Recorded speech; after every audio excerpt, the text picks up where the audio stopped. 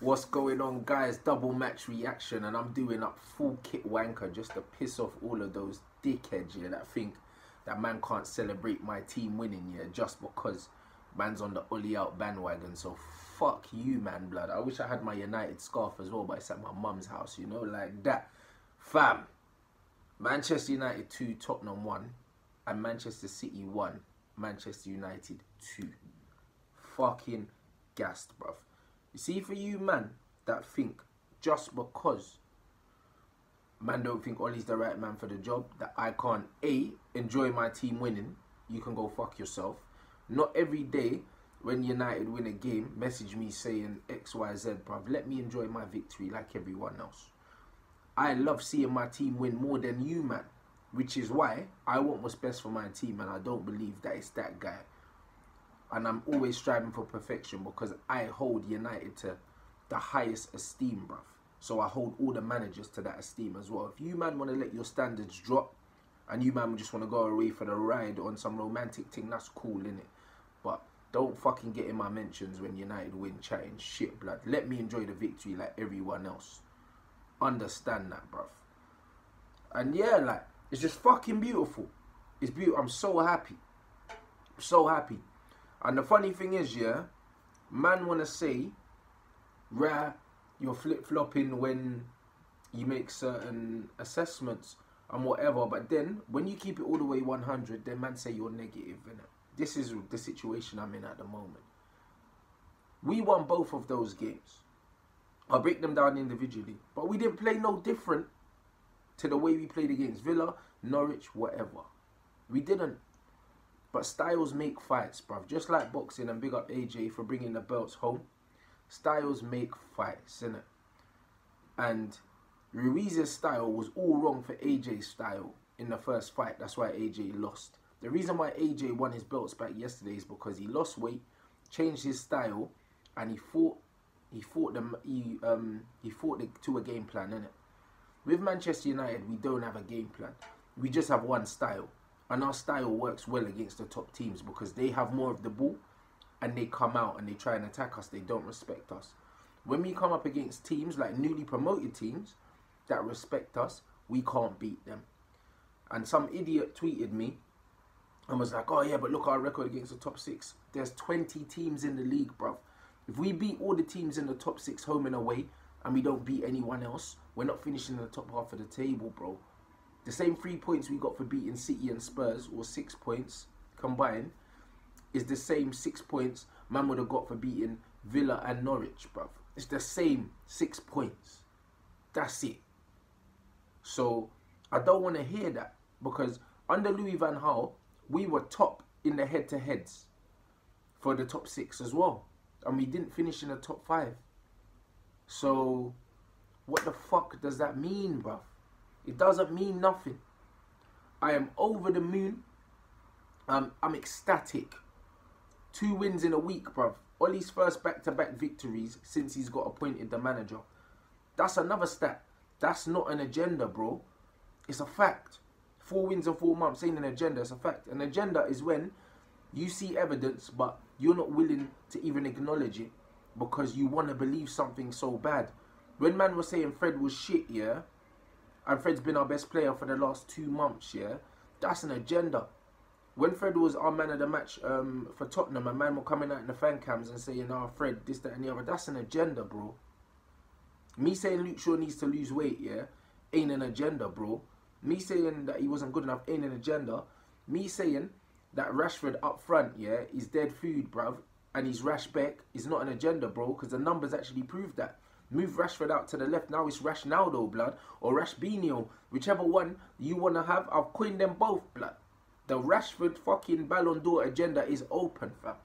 From the left wing. When Rashford is facing the goal, he doesn't have to hold the ball up, play it off, make runs into the box because his movement's not good. When Rashford gets the ball at his feet and he gets his head down, that guy is fucking dangerous. Rashbinho, blood. Because man's nickname's Beans, fam. Or you can call him Rashnaldo, because he's giving man the CR7 feels, blood. And don't get me wrong, he's not Ronaldo levels, guys. Calm down. At 22, Ronaldo scored 31 Premier League goals, innit? Ronaldo's a different animal. A different animal. But man's going to gas Rashbeck anyway. Rash Bandicoot, Rash Naldo, Rash Binio, blood.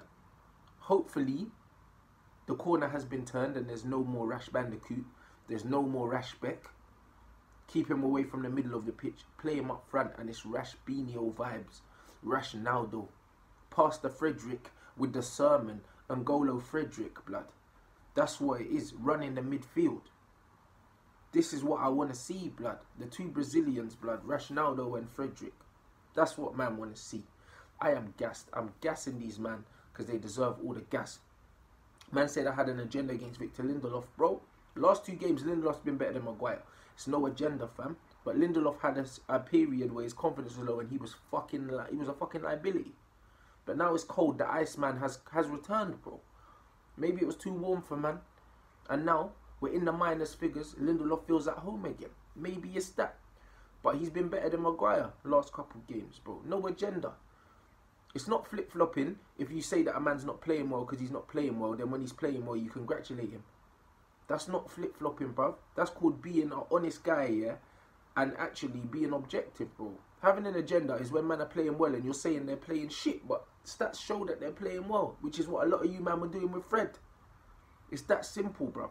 So there's no agenda against fucking Ollie, bro. Like, Ollie's results, bruv, managers with better results than Ollie have been sacked this season. You've seen it.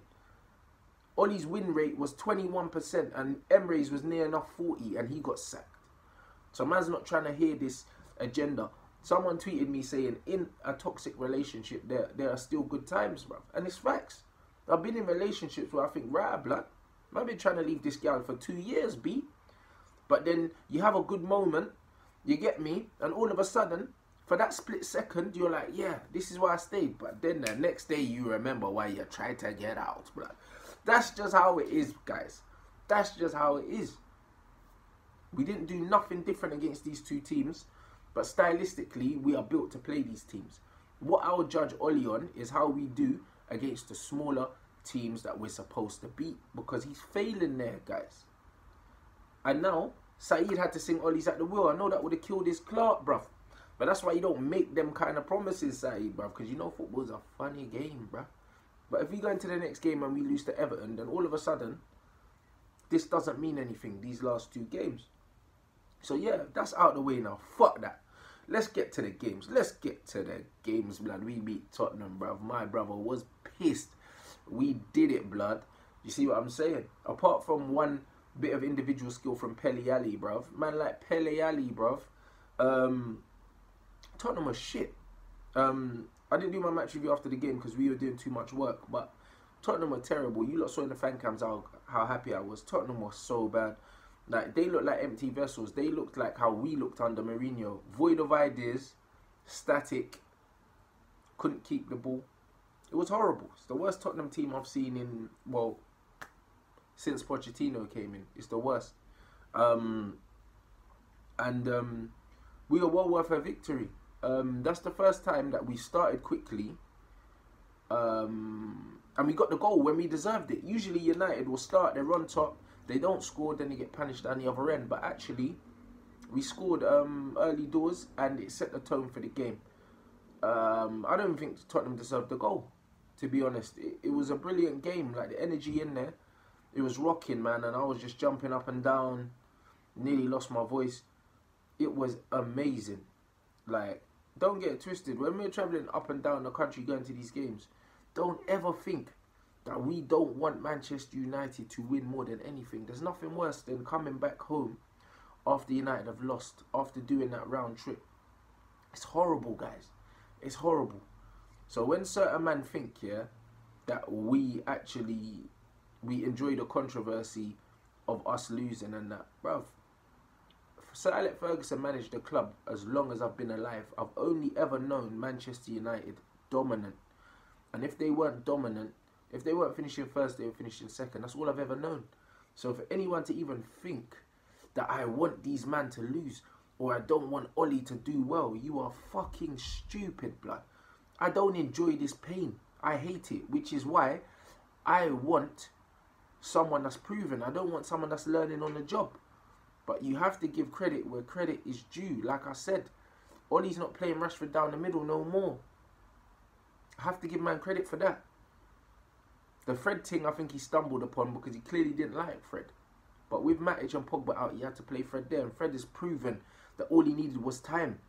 Brilliant footballer. Do you see what I'm trying to say? So, certain things, man might have stumbled upon.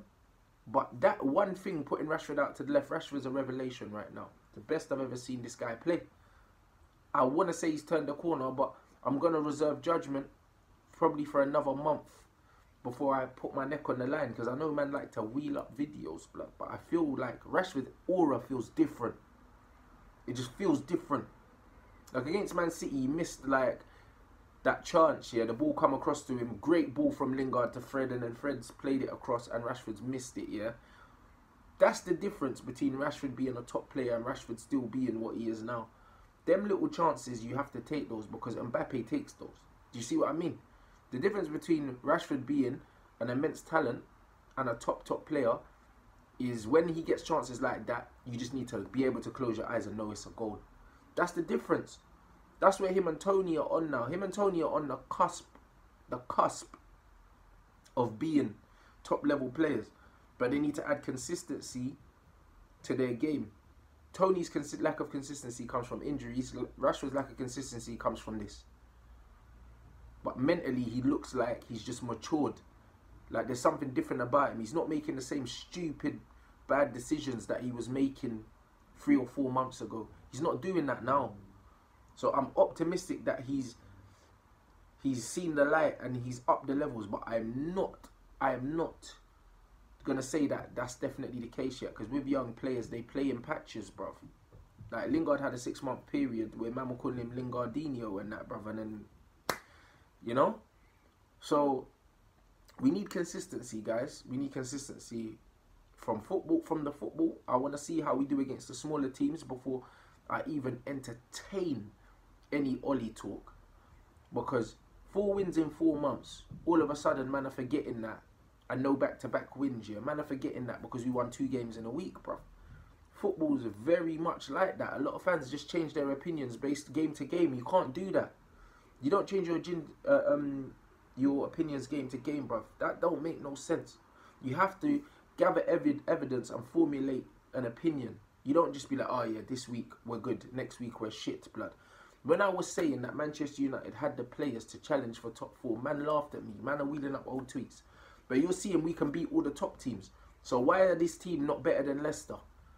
Because Leicester have a plan that works and they do it every single game. We don't. Man for man, Leicester are not better than us, bruv. I don't care. They're not.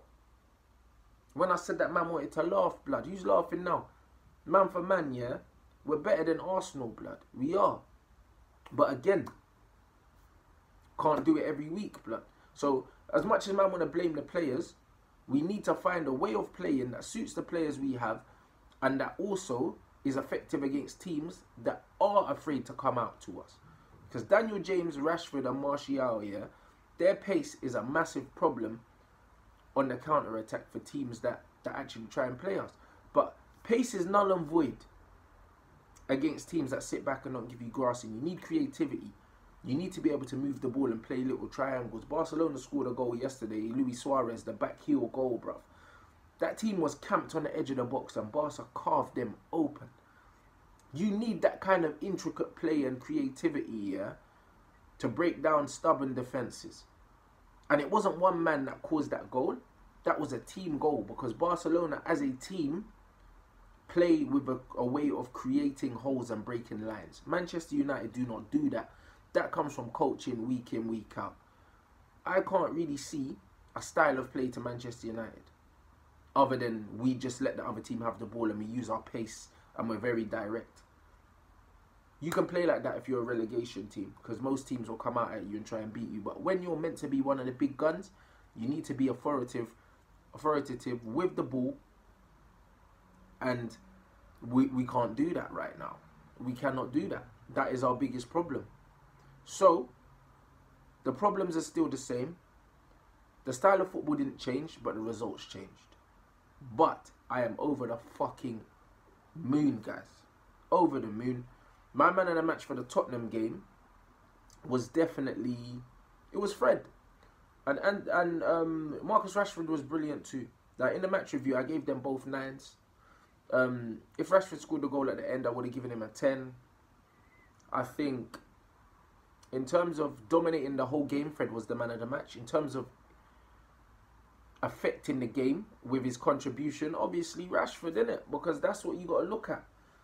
That's what you have to look at with Rash. Even though he doesn't perform at the top level for 90 minutes, attacking players don't need to. They just need to affect the game in moments. And right now, his moments are becoming more frequent. And he was brilliant. But Fred, both games, bossed the midfield. All the talk was about McTominay because he came back against Tottenham. But Fred was everywhere. Fred was everything. Same again yesterday against Man City. Fred bossed the midfield. It was Fred, bro. Fred pops up on the left wing, at left back, centre mid. Even though he's a box-to-box midfielder, the guy doesn't just stay centrally. He floats everywhere. He helps mop up. His energy is crazy. N'Golo Frederick, blood. When I said before, Fred can be our Kante, yeah, but with tech, yeah, man were laughing at me in the comments. I'd love to find the video because a lot of people are sad and they like to go back and cut videos up of me when they think that I've said something that they can try and throw at me, yeah. I beg you find that clip because when I was comparing Fred to Kante, man were laughing at me, bro. But Kante ain't got the tech like Fred, bruv. Fred nutmegged a man yesterday against Man City on toast, bruv. Fred's showing that he actually is Brazilian now because I was kind of like, I'm not really sure, but Fred has turned it, and I always saw a player in Fred. It's been unwavered. You could call that an agenda because I never changed my mind on him, but I saw something. 2 good feet, good movement, positive, trying to pass the ball forward, and now I'm so happy that Fred has shown his quality for the simple fact that a lot of men were thinking that we need more midfielders than we need, but now that Fred's actually shown his levels, Pogba, Fred, McTominay, our 3 midfielders are quality. So we only need 2 more men. Man probably need like a James Maddison and a Christian Eriksen, and we're good now. Bro. And that's it. So we went from needing 3 midfielders to needing 2 midfielders now, bro. So very happy about that. Also yesterday, Wan-Bissaka, bro. Spider-Man. Him and Fred doing all kinds of bits. Bruv. He was everywhere. Man was moving like, I don't know if you man watched the boxing, the Predator mask. My man come out in the Predator mask. What was his name? I can't remember now. The American Don. It's left me now, but that was Wan-Bissaka moving like Predator. There was one time when Raheem ran across the box trying to open it up, and Wan-Bissaka just prodded it out. Geezer was everywhere. Insatiable defender. He's our best defender, period. And I feel like all our centre-backs need to be that level, bruv. Like, he's an elite right-back. Oh, fuck, bro. I'm just so happy, innit? It's mad. And this is it. 2 wins can just change the whole landscape. But it's very important don't take your eye off the prize, blood. Like, what's going on right now? In these last 2 games, man haven't played any differently to how we've been playing all season. It just came together yesterday. The jury is still very much out, bro, because it doesn't matter. What does it mean beating all these teams like that are above you if you're getting slapped by teams that are in the relegation zone? Don't mean nothing. Yesterday, I think City weren't good.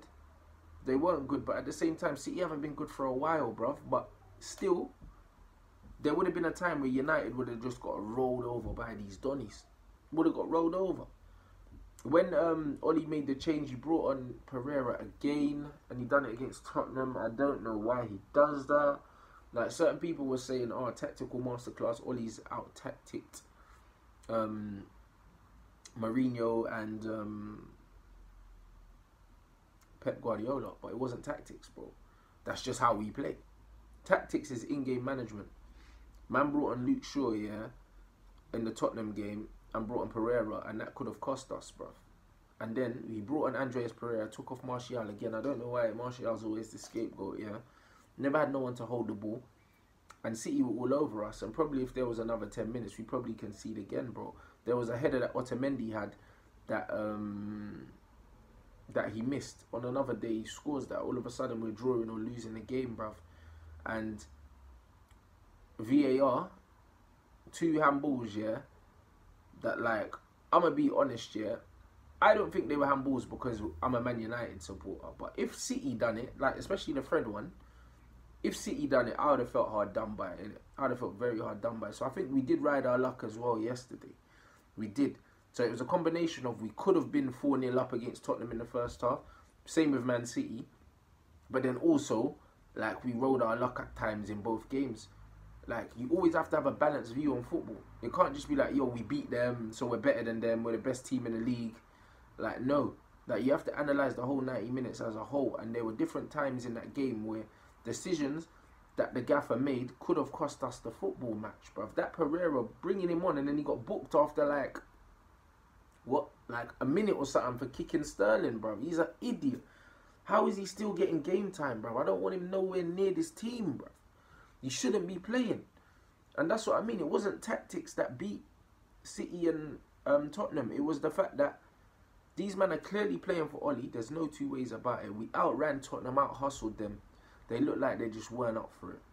Then the Man City one, on the break, their defence, bro. Who did they have? Jones and someone. Then Otamendi came on. Their defence was dead, bro. Like, City are bad defensively. And usually you let City have the ball and they carve you at the other end. But our counter-attack had City so pressed. They were scared. And we just stuck it all over them, bruv. Styles make fights. And we were just all wrong for Manchester City. And we were just all wrong for Tottenham on the day. But the real challenges are going to be the next few games. You would think that in the Europa, Ollie's going to rest everyone because he has to. Then we go against Everton. We have the new manager, Bants. Big dunk. Got these man playing. Still got the sweatband on as well under the suit. Proper, like, I was so happy to see Everton win. Not only just because it beat Chelsea, but because Duncan Ferguson just kicked every ball on the sideline, man. It was refreshing to see a manager that involved in the game. It'll be interesting to see how we do against Everton, a team that are going to battle just as much as we are. So passion won't be enough to beat Everton. We're going to have to beat them tactically. If we beat Everton, then we go into our next game and we win that, and we go on like a run of like 4 or 5 wins. That's when I'll start to think, you know what? Has it clicked now? But until then, judgment has to only be on what's gone before us. And what's gone before us, I'm not happy with, guys. So it's not all of a sudden, oh, like we've won 2 games, Ollie in. No, it's not that, bro. Do you know what I mean? But when we've won a game, don't expect me to come out and be shouting Ollie out, bro. Just because man's Ollie out. I'm not going to do that. Because 1, it's counterproductive. 2, let me enjoy the fucking win. And 3, it's not an agenda, bro. So man don't need to pretend that we haven't won and just start screaming Ollie out, bro. There's no need. Now, certain people can't be pleased, blood. When I'm like, yo, Ollie needs to dip, man are like, oh, you're too negative and that. But when I'm not saying Ollie out, man are like, oh, what, have you changed your mind? No, I haven't. But not every day man needs to just stick it on Ollie, bro. Sometimes if he does well, just praise man for what he's done well. Do you know what I'm saying? That's all you need to do. It's the same with any other player. Like, I don't think Lindelof's the answer long term for Man United at centre-back, but he's had 2 decent games. So, man's not going to be like, yeah, but he's still shit. No, while he's on this form, he's had a good game. That's it. And the same goes for all these other men, bruv. Rashford now is in the form of his life. It's Rashnaldo, blood. Or Rashbinho. Take your pick, innit? That's what it is right now. As long as he's not down the middle, hopefully we don't see Rash Bandicoot again. Or Rashbeck, blood. Hopefully we don't see that again. I don't want to see it. I don't get satisfaction with my players not playing well. I don't think any of you man do either. But the difference is, I'm not afraid to say it when I don't think man's playing well. That's it. That is it. But right now, it's the great Rashford agenda, blood. Rash Bandicoot is no more, blood. For now, blood. And Rashbeck is no more for now. It's Rashbinho and Rashnaldo, blood. It's Anthony, Martial, Toto, blood. Understand the goal, yeah, that Martial scored yesterday, Man City, was all him. Watch the replay again. Give and go. Get it back. Give and go. Get it back. Drop the shoulder. Come inside. Give and go. Turn, swivel, bang. My 9, bruv. My number 9. Gassed. Amazing performance. Amazing feeling. Bruv. It's beautiful. And Bear Man was screaming they want Haaland instead of Martial and that, bruv. Haaland ain't giving you that. He's not giving you that, blood. He's a brute. Go and watch him play 90-minute games instead of watching YouTube clips. He's a brutish centre forward. He's closer to Lukaku than he is to Martial, blood. We need to go and get Jadon Sancho. That's what we need to do. Man, need to get Sancho on the right, and that front three of Sancho, Rashford, and Martial will be one of the most devastating front lines in Europe, bruv. Just for pace, technical ability, fearlessness, invention, everything, blood. And then you have Pogba behind that as well. All of a sudden, it's very, very, very peak. And we need a left back because Luke Shaw is done out here, fam. But overall, I'm very happy with the performances, guys. Man of the match for Tottenham, I'd say, was a man like N'Golo Frederick. Yesterday, Man City, man of the match. Spider-Man, Spider-1, Wan-Bissaka, bro. Insatiable. Insatiable. Couldn't happen to a nicer set of guys. Sticking it to Poch. No, not Poch. To Pep and Maureen. And it's looking like Pep's under pressure, bro. He could drop like 200 million Jan, but I don't know. On current form, he should probably leave Man City, bro. I think that his cycle's done now. He might be done out here, Pep. Still no Champions League and that, bro. No Messi, no party and that. It's mad. It could be Bordiola. It could be Fraudiola. No Champions League, fam. I don't know. The world's looking to run dry at Man City. And where did they go from Pep? I don't know. But I'm going to enjoy it, bruv. Their cycle's coming to an end. The team's starting to look aging now. You look at David Silva and Kyle Walker and these men. Like, it looks like they're coming to the end of a cycle, bruv. It looks like it. You look at Tottenham as well. The average age is 28, 29. It looks like they're coming to the end of a cycle. So Mourinho's trying to squeeze the last bit out of them. When I look at our team, average age 24. There's a lot of things to be optimistic about in the long term.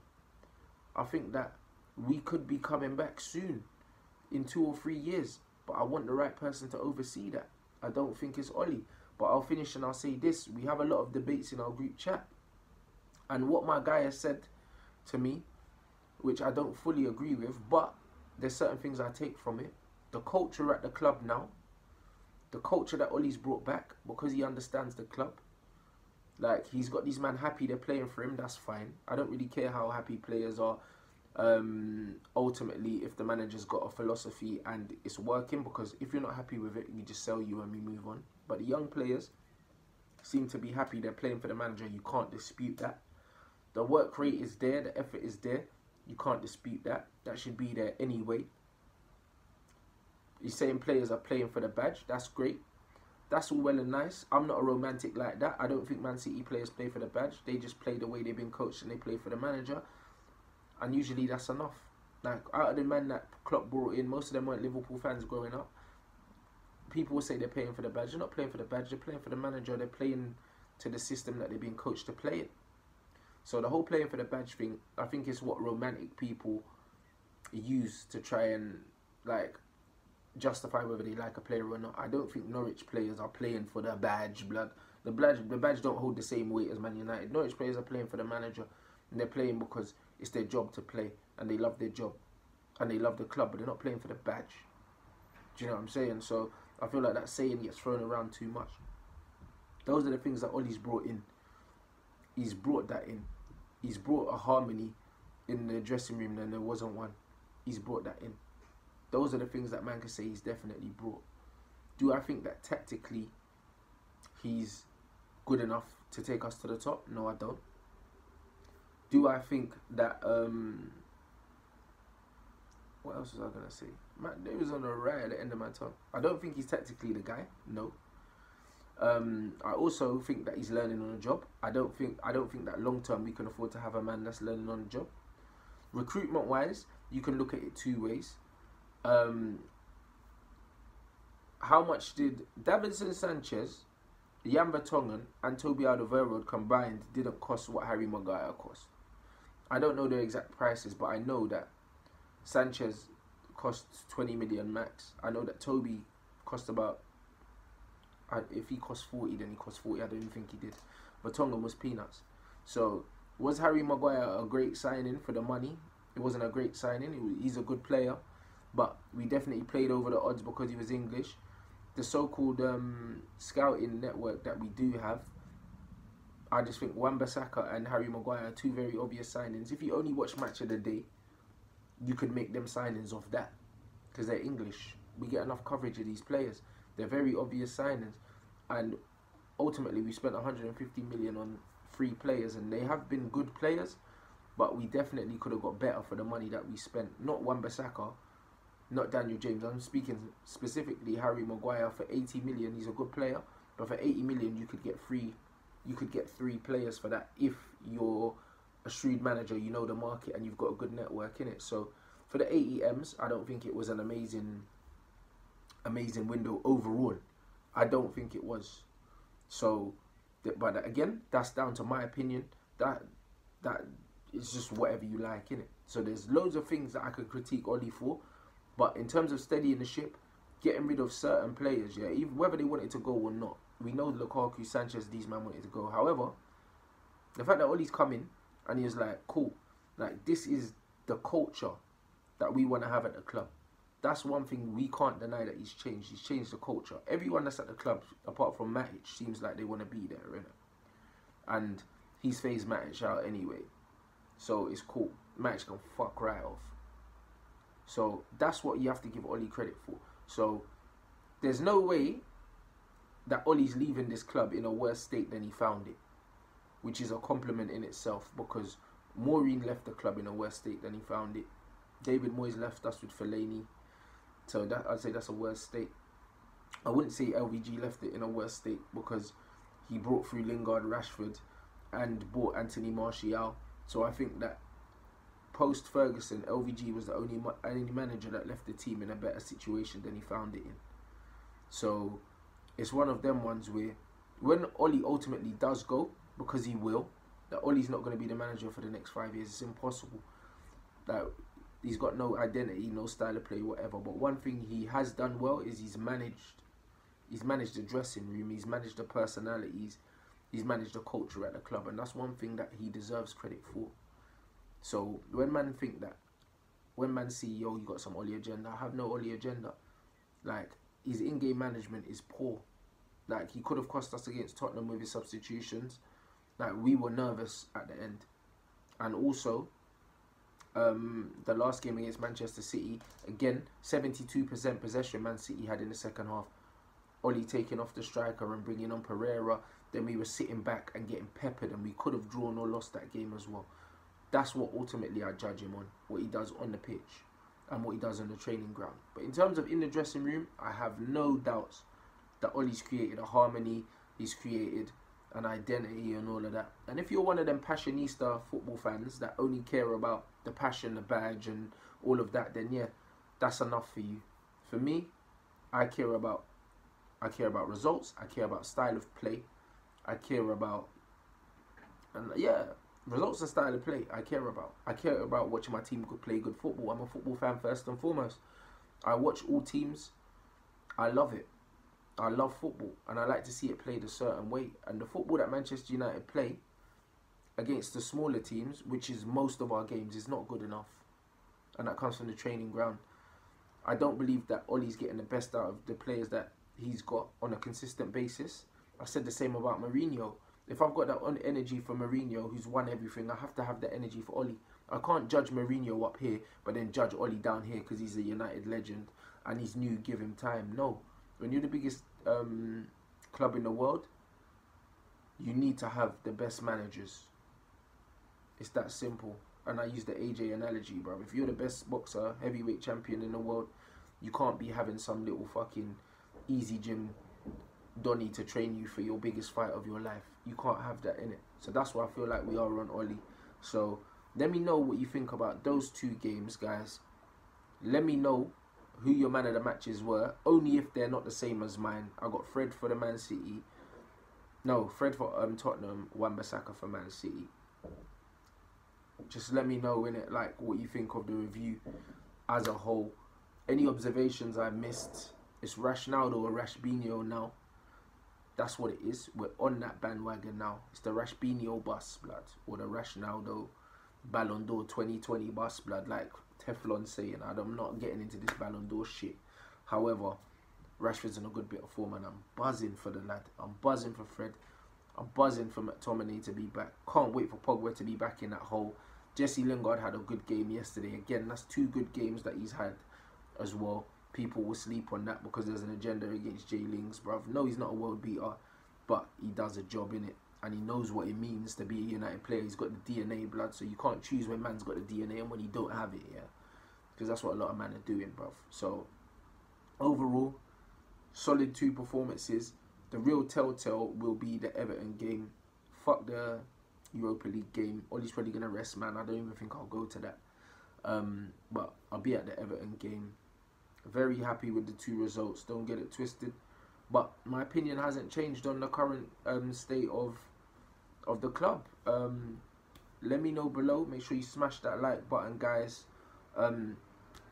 Oh yeah, subscribe to my Twitter and my Instagram. Follow me on Twitter and Instagram at Rants and Bants on Twitter and Instagram. And BBC News used man's tweet, blood.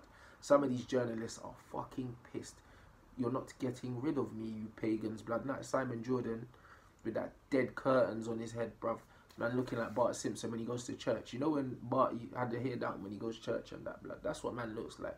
So all them little middle class snobs, yeah, that think that they own the media, it's too late, bruv. Man, infiltrate Sean Paul, blood. It's my time now. It's the United Stand's time now. It's my brother's times now.